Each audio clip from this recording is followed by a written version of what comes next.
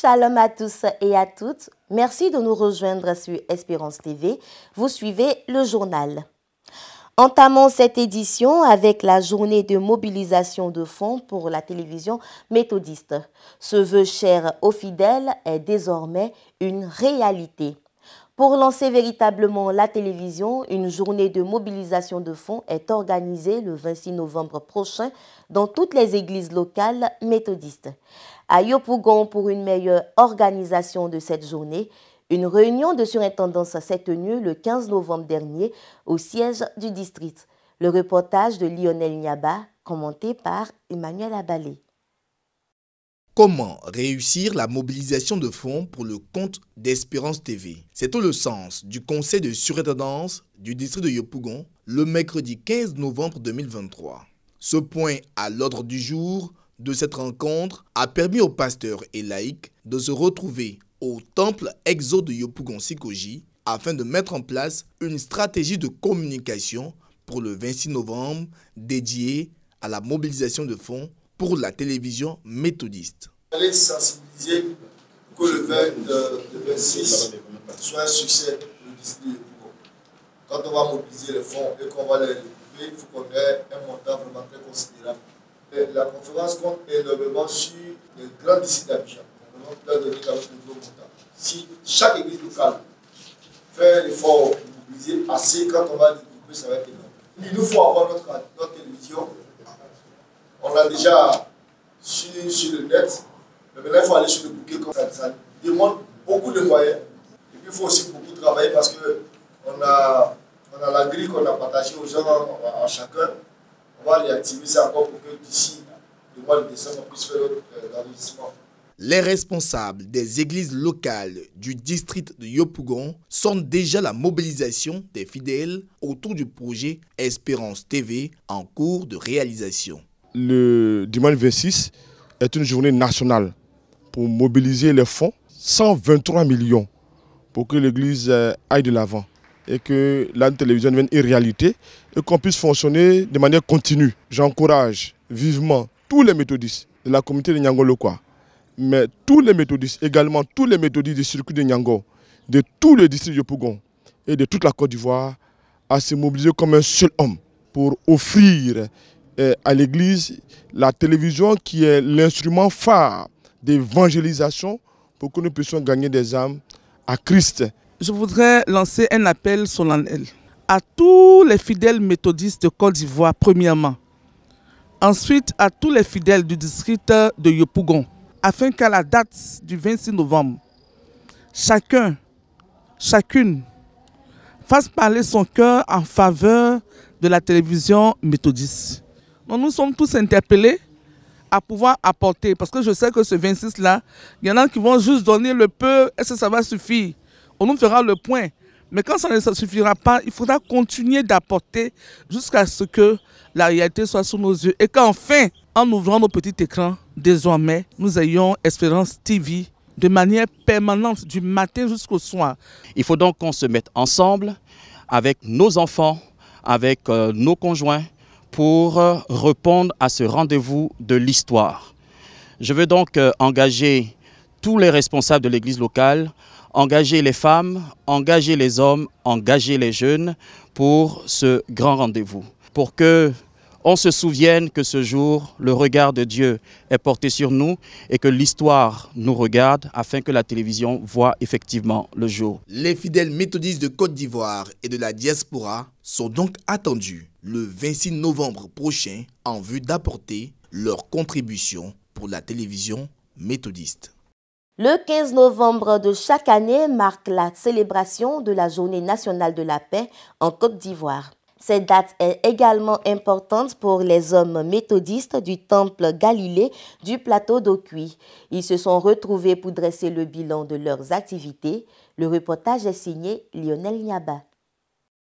L'organisation des hommes de l'église méthodiste unie Galilée du plateau d'Okui se réunit tous les 15 novembre en vue de statuer sur les activités de l'année écoulée et envisager les perspectives. Le mercredi 15 novembre 2023, cette organisation s'est donné rendez-vous à Ahué dans le district d'Abobo pour un temps d'édification et apprendre davantage sur le leadership spirituel. Nous avons reçu un frère venu du Kenya qui nous a exhorté sur le thème « Influencer sa famille ». Et à partir de son témoignage, il nous a donné 5 principes sortis de Éphésiens 5, versets 25 à 33. L'un des points marquants de son exhortation que nous voulons garder, c'est cette question qu'il nous a posée, qui nous a tous marqués. Dans les 5 prochaines années, qu'est-ce qui serait de notre famille si nous n'étions plus là? Ça a été un bon temps de partage entre frères. Chacun a pu partager ses expériences personnelles et comment il marche avec le Seigneur. Nous avons encore passé du temps pour nous édifier par des témoignages et par des conseils, venant même du bishop, sur l'importance de notre télévision méthodiste pour nous-mêmes et pour l'Église méthodiste.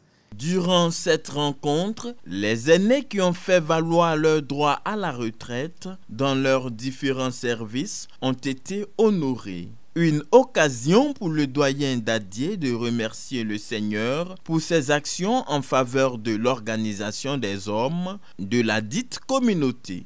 Au sorti de cette retraite spirituelle, les hommes se disent heureux d'y avoir participé. Nous rendons grâce à Dieu pour tous ces enseignements que nous avons reçus. C'est une belle rencontre, une rencontre d'édification, une rencontre d'enseignement par rapport à la marche d'une personne même par rapport à Dieu. Comment un homme peut conduire, n'est-ce pas, sa famille, peut être leader de sa famille, peut amener sa famille à beaucoup de choses à changer dans la vie. Voilà. On a eu en gros une 50aine d'hommes qui se sont mobilisés autour de nous.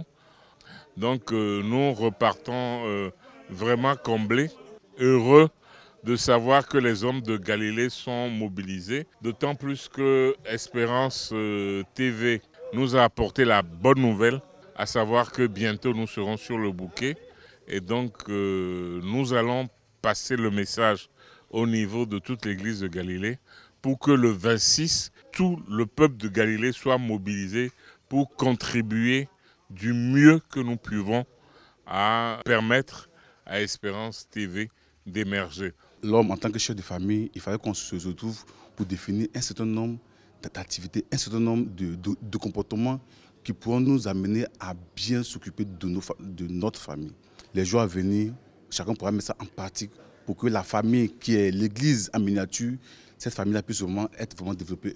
Rendez-vous est donc pris pour une nouvelle édition en novembre 2024. Parlons évangélisation. La chorale liturgique Immense Grâce de Gonzagueville fait de l'évangélisation par les actes l'une de ses priorités. En plus de la louange, elle apporte son soutien aux plus démunis. Pour ses 10 ans de consécration, le mardi 14 novembre 2023, veille de la journée de la paix, elle a organisé un dîner gala à la cour royale de Moossou afin de recueillir des fonds dans l'espoir de venir en aide aux enfants malades du cancer. Des précisions avec Raphaël Dompé.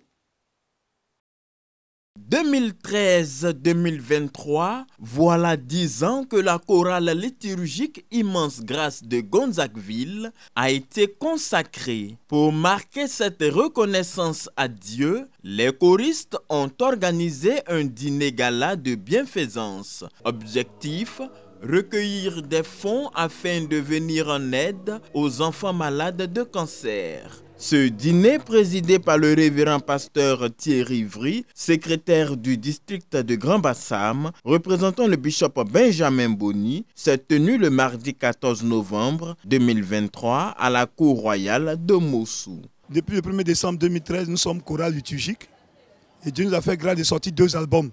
Au cours de notre parcours, nous avons aussi sorti nos aubes bleu roi par la grâce de Dieu.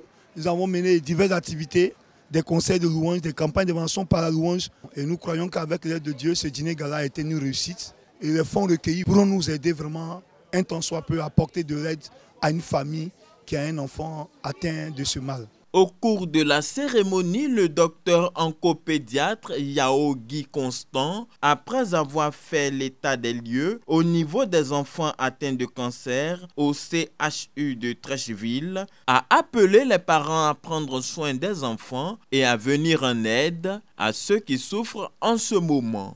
Le coût moyen de traitement, selon le type de cancer, part de 1 à 50 millions. Nous recevons au CHU de Trècheville, à l'unité d'oncologie pédiatrique, chaque année entre 250 et 300 nouveaux enfants qui sont malades du cancer. La grande majorité de ces enfants et leurs parents sont démunis. Le cancer de l'enfant se traite et se guérit. Mais pour cela, il faudrait qu'il soit diagnostiqué plus tôt. Il n'y a pas de prévention. Si nous arrivons à nous mobiliser pour faire les examens des enfants, les accompagner durant leur traitement, acheter leurs médicaments, aller jusqu'au bout de leur chimiothérapie, de leur radiothérapie, de leur chirurgie, nous pouvons sauver le maximum de ces enfants. Un tableau plein de symboles a été mis en vente à l'américaine, 16 autres au prix de 25 000 francs l'unité. Les fonds recueillis serviront à venir en aide aux enfants malades de cancer. Dans un temps de dévotion, le révérend pasteur Michel Ncho-Kouachi, s'appuyant sur le texte de Matthieu, a exhorté les convives sur le thème « La récompense que Dieu accordera aux personnes qui auront fait du social ». C'est nous qui devons transformer le monde. Les gens ont des difficultés. C'est aux chrétiens d'apporter la solution aux problèmes du monde. Les conditions qui vont nous permettre d'avoir la vie éternelle, c'est de faire du social. Alléluia. Des chantres et la chorale liturgique Immense Grâce de Gonzagueville ont distillé les plus belles sonorités de leur répertoire afin d'encourager à l'action sociale et toucher à la sensibilité des participants.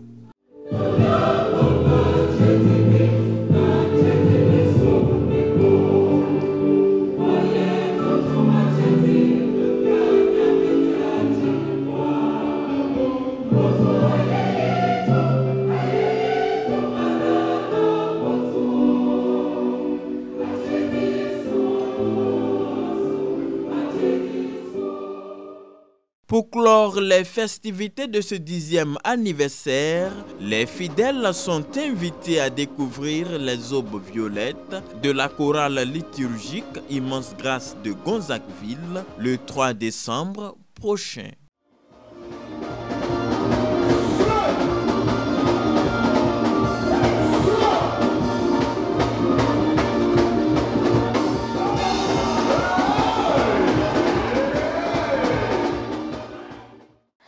À l'international, les portes se sont refermées sur la rencontre du comité exécutif du COE, le Conseil écuménique des Églises, qui s'est réuni du 8 au 14 novembre 2023 à Abuja, au Nigeria.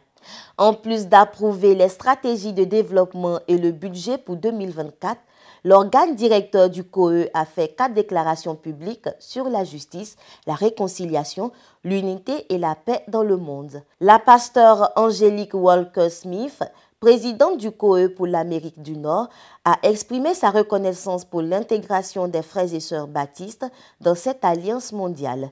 Selon elle, c'est un acte qui démontre que toutes les communautés chrétiennes sont appelées à cheminer ensemble, car le Christ n'est pas ressuscité pour quelques personnes, mais pour tous. Une note de culture dans cette édition, le trésor de San Gennaro, la plus imposante collection de pierres précieuses, est exposé à la cathédrale de Naples en Italie. Pour une meilleure appropriation du public, ce trésor est rendu accessible aux personnes en situation de handicap. Plus de 20 000 pièces d'une valeur inestimable accumulées au fil des siècles sous forme de cadeaux et de dons. Il s'agit du trésor de San Gennaro, soit la plus importante collection de pierres précieuses au monde. Tout est conservé dans la cathédrale de Naples depuis près de 500 ans. Grâce à la suppression des barrières, des indications en braille et des vidéoguides en langue des signes, le musée offre aux personnes en situation de handicap la possibilité unique de profiter de ces merveilles.